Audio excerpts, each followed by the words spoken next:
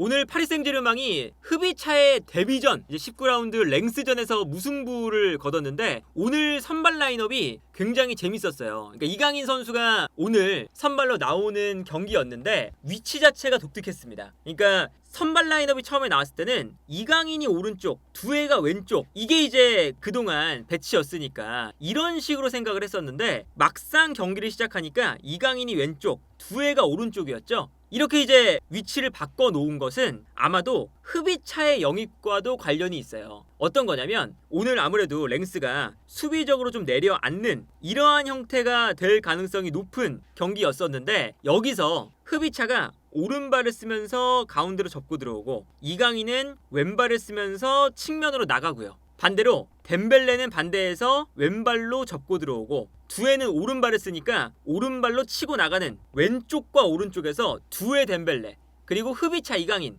이 두 선수들이 짝을 이뤄서 한 명은 오른발, 한 명은 왼발, 한 명은 왼발, 한 명은 오른발 이렇게 스위칭을 자연스럽게 할 수 있도록 그래서 오늘 경기 보면 기본적으로는 멘데스, 리카란데스, 베랄두 3백에 에메리가 올라오면서 파비안 루이스와 두 명의 미드필더를 형성합니다. 그 다음에 두에와 이강인이 확실하게 올라가서 요 사이 공간으로 들어가는 거죠. 그리고 여기서 이제 어떤 형태가 나오냐면 오늘 경기에 재밌었던 건 이강인과 흡이차 아무래도 흡이차의 활용법이 어떻게 전개가 될 것인가가 궁금했잖아요. 근데 오늘 경기의 모습을 보면 이강인이 가운데로 들어가서 수비를 끌어당기면 흡이차가 볼을 받게 되고요. 그 다음에 흡이차가 볼을 잡았을 때 중앙으로 접고 들어오면 이때 이강인이 측면으로 나가면서 흡이차의 패스를 받는다. 이런 것도 있었고 반대로 이강인이 달려가면서 수비수들이 이강인을 따라 움직이면 그때 흡이차가 접고 들어온다 라는 선택지도 있었습니다. 그리고 반대로 흡이차와 이강인이 아예 자리를 바꿔서 흡이차가 공격형 미드필더처럼 뛰고 이강인이 왼쪽 측면 공격수처럼 뛰는 이러한 배치도 가능하잖아요. 이렇게 되면 이강인이 측면에서 수비를 끌어낼 때 볼을 잡은 다음에 뛰어들어가는 흡이차에게 찔러주는 패스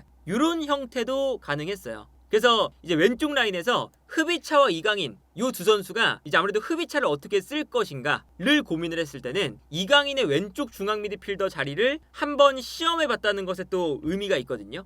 흡이차와 이강인이 왼쪽 라인에서 좋은 퍼포먼스를 보여준다면 이런 식으로도 아마 엘리케 감독이 계속 사용해 볼 가능성도 어느 정도 존재를 하겠죠. 이런 형태가 오늘 경기 초반의 형태였어요. 누누 멘데스, 리카란데스, 베랄두 3백이 되고 에메리가 오른쪽 풀백으로 나왔는데 중앙으로 들어오면서 두 명의 미드필더가 됩니다. 그러면서 3-2 전형이 되거든요. 그러면 이강인과 두에가 높게 올라갈 수가 있는 거고 왼쪽과 오른쪽에 흡이차와 덴벨레 좌우에 이렇게 펼쳐지는 거예요. 그럼 여기서 이강인과 흡이차, 두에와 덴벨레 요 조합이었거든요. 좌우 측면에서. 그리고 여기서 이강인과 흡이차의 플레이가 어떻게 나타나냐면 요 사이 공간에 이강인이 있으니까 이강인에게 패스를 보내주면 이강인이 볼을 가지고 돌아섰을 때 자연스럽게 뛰어들어가는 흡이차에게 패스를 찔러준다. 이강인 선수가 이제 연결고리가 되어주는 거죠. 이러한 플레이가 일단은 기본인데 여기에 더해서 이런 장면 흡이차가 측면에서 볼을 잡았을 때 수비가 흡이차에게 끌려 나오면 이때 이강인이 중앙에 있다가 측면으로 달려나갑니다. 그러면 여기서 흡이차가 뛰어들어가는 이강인에게 패스를 줄 수도 있고요.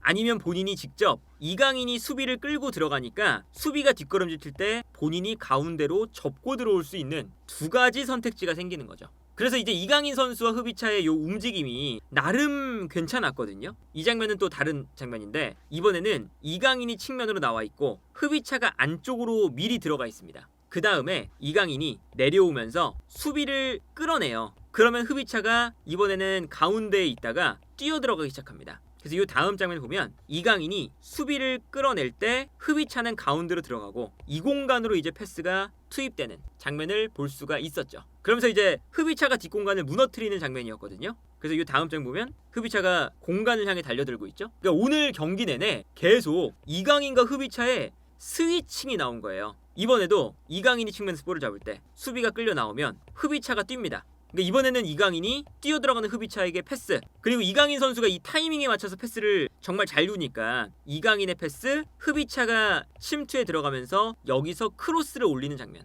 그래서 오늘은 이강인과 흡이차 요 조합이 오늘 주된 공격 루트이기도 했고요. 그리고 이강인 선수가 오랜만에 이제 왼쪽에 배치가 되는 경기였는데 그러다 보니까 이제 어떤 공격 장면이 자주 나왔냐면 흡이차가 수비를 이번엔 끌어냈을 때 이강인이 침투를 하잖아요. 중앙에 있다가 측면으로. 그러면 여기서 흡이차가 이강인에게 패스를 보내줬을 때 이강인이 왼발로 볼을 받자마자 크로스를 올려줄 수 있다는 거죠. 이게 이제 이강인 선수가 오른쪽에서는 접고 들어와서 패스를 뿌려주는 이런 플레이를 많이 한다면 왼쪽에서는 치고 나가서 왼발로 크로스, 이게 이제 좋은 패턴 중에 하나잖아요. 그런데 요 플레이를 살릴 수 있는, 그리고 이제 이강인과 흡이차가 교차가 될 수 있는 움직임을 보여주다 보니까 어쨌든 나름 이 두 선수가 첫 번째 호흡을 맞추는 것 치고는 괜찮았다. 그런데 엘리케가 이제 아무래도 실험을 안 하면 또 엘리케가 아니잖아요. 그러다 보니까 엘리케가 후반전에는 어떤 실험을 다시 하냐면 전반전의 포메이션은 공격할 때는 이런 형태였어요. 그런데 흡이차를 이강인의 자리에서 좀 써보고 싶었던 것 같아요. 공격할 때.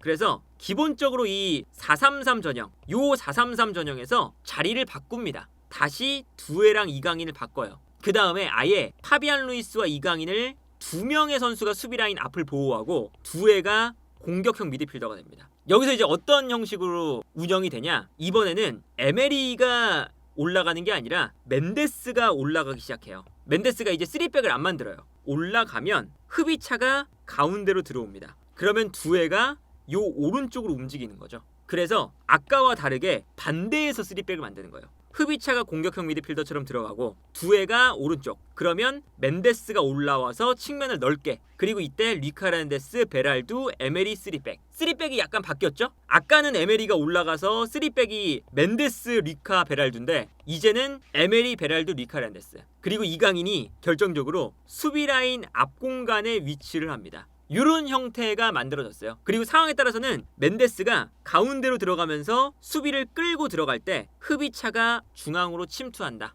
이런 움직임도 가능을 한 거죠. 그리고 흡이차가 볼을 잡았을 때 아무래도 이강인보다는 멘데스가 빠르니까 흡이차가 볼을 잡았을 때 끌려 나오면 뛰어 들어가는 멘데스가 더 좋은 위치에서 더 빠르게 이 공간을 공략할 수 있다 였던 것 같아요. 흡이차를 영입하자마자 어떤 식으로 활용할지를 고민을 했던 것 같고, 그리고 이게 실제로 후반전 시작하자마자 득점으로 연결이 되기도 했습니다. 그러니까 후반전은 이랬어요. 그러니까 에메리가 오른쪽에서 3백을 만들고요. 에메리, 베랄두, 리카, 누누 멘데스가 올라가고 이때 이강인과 파비안 루이스가 수비 라인 앞을 보호하는, 그러니까 이강인 선수가 사실상 이제 뭐 후방 플레이메이커 내지는 뭐 수비 라인 앞 공간에 위치하는 뭐 딥라인 플레이메이커 정도의 역할을 수행을 한 거예요. 그러면 멘데스가 올라가니까 이번엔 흡이차가 중앙으로 들어와서 흡이차와 멘데스, 전반전에는 이강인 흡이차였다면 후반전에는 흡이차와 멘데스의 조합을 실험을 해본 거죠. 그래서 이 위치에서 득점이 나옵니다. 어떤 거였냐면 이강인이 이제 수비 라인 앞에 위치하고요. 이렇게 지금 3백이 만들어지는 상황에서 어떤 움직임이었냐? 흡이차가 이번엔 측면에서 가운데로 몰고 들어오고 멘데스가 가운데 있었어요. 그런데 멘데스가 침투를 하기 시작합니다.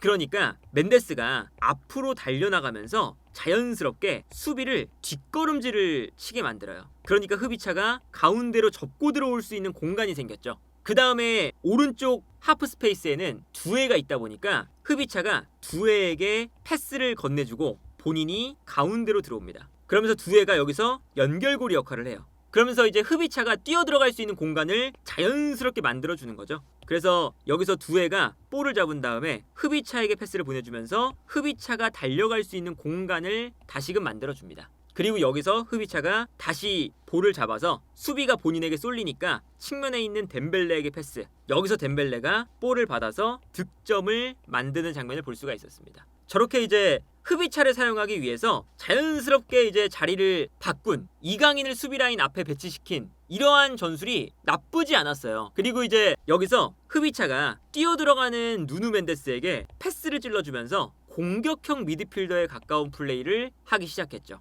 그리고 여기서 이제 멘데스가 뛰어들어가면서 흡이차의 패스를 받아서 측면을 무너뜨리는 장면이었거든요. 그런데 여기서 이제 문제는 뭐냐면 결국엔 이강인과 파비안 루이스의 이 수비 라인 앞공간, 수비형 미드필더 조합이 수비를 잘 못한다는 거죠. 결국엔 이게 문제였어요. 오늘은 이 앞공간 누누 멘데스를 올려서 흐비차를 공격형 미드필더로 쓰고 싶으니까 이강인을 왼쪽에 배치를 했다가 이제는 내려서 수비 라인 앞에 배치를 한 거잖아요. 근데 파비안 루이스도 마찬가지고 이강인도 마찬가지고 수비 라인 앞을 보호하는 전문적인 선수들이 아니니까 여기서 오늘 파리 생제르맹이 실점을 했습니다. 이 장면 보면 3백이 있고 그리고 그 앞에 이강인 선수가 수비형 미드필더 자리에 있어요. 그러니까 수비 라인 앞을 이강인이 보호를 해야 된다는 건데 아무래도 이강인 선수가 수비 라인 앞을 보호하는 선수가 아니다 보니까 정말 내려와서 이 수비 라인 앞에 서 있는데 파비안 루이스도 마찬가지고요. 요 앞 공간이 어느 정도는 불안함을 가지고 있을 수밖에 없는 거죠.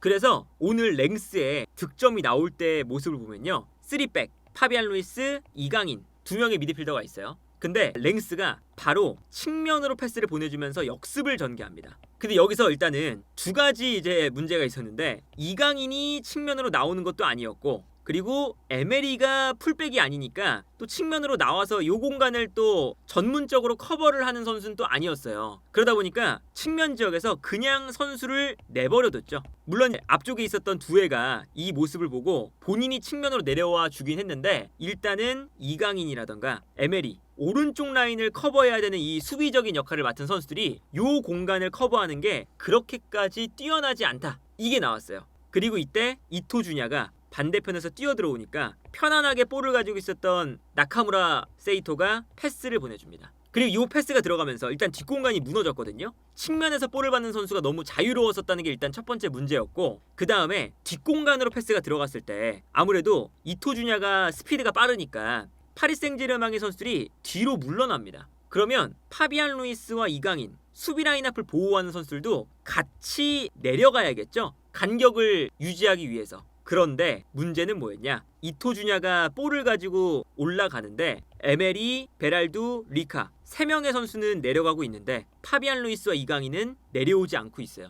그러니까 요 가운데 간격이 엄청 벌어지는 거죠. 그래서 이 다음 장면을 보면 이토주냐가 볼을 끌고 가다가 가운데로 볼을 넣어줬어요. 그런데 파리 생제르맹의 수비수들이 뒷걸음질 칠 때 이강인과 파비안 루이스가 안 내려와서 여기 사이 공간이 엄청 넓습니다. 완전히 이게 수비 무방비 상태죠. 그래서 컷백을 편안하게 공격수가 받을 수가 있었고 심지어 여기서 볼을 받은 다음에 가운데로 들어오는 나카무라 세이토에게 패스를 건네줄 수 있는 여유까지 있었어요. 그래서 그 다음에 나카무라 세이토가 달려 들어와서 득점. 그래서 오늘 이 엘리케 감독의 실험실이 전반전에는 이 이강인을 왼쪽으로 배치를 해서 이강인과 흐비차의 움직임이 나쁘지 않았고 후반전에도 이제 또다시 변화를 가져가면서 이강인을 내리고 두에를 공격형 미드필더 그 다음에 누누 멘데스를 올리는 전형 그래서 흐비차를 공격형 미드필더처럼 쓰는 이런 전술로 첫 번째 골까지 만들어냈지만 실점을 할 때는 이강인과 파비안 루이스를 수비 라인 앞에 두는 이 수비적으로 약간 밸런스가 안 맞는 요 전술이 단점을 또 드러냈던 경기였다.